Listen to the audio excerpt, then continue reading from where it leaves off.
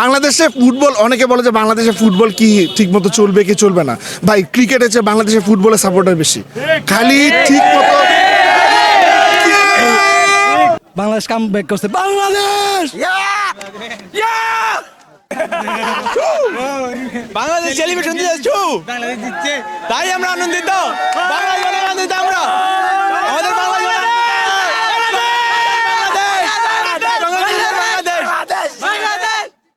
যেই গোলটা আমরা খেলাম ওই গোল আমাদের খাওয়ার কোনো মানেই নাই।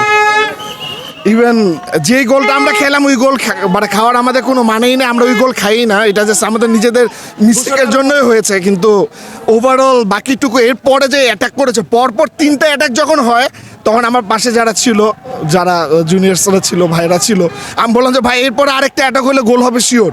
এবং সাথে সাথে সেটা হয়ে যাওয়ার পরে তারা আমাকে নিয়ে একদম পারলে লাফালাফি করে যে ভাই আপনি আমাদের এখান থেকে সরেন না, তাহলে আরেকটা গোল হবে।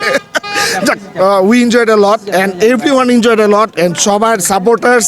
বাংলাদেশে ফুটবল অনেকে বলে যে বাংলাদেশে ফুটবল কি ঠিকমতো চলবে কি চলবে না।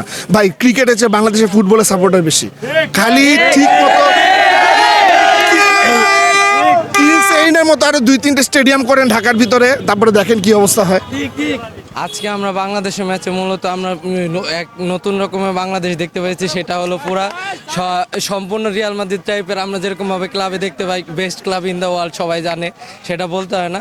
যাই হোক, আমরা সেরকমভাবে 90 মিনিটের শেষে এসে ম্যাচটা জিতেছি, সেই হিসেবে আমরা খুবই মানে আর কি উল্লাস, আনন্দিত। আর আমরা যে বড় বড় ক্লাবগুলো খেলা দেখি, সেম টু সেম ওই ধরনের খেলা ছিল দেখার মতো।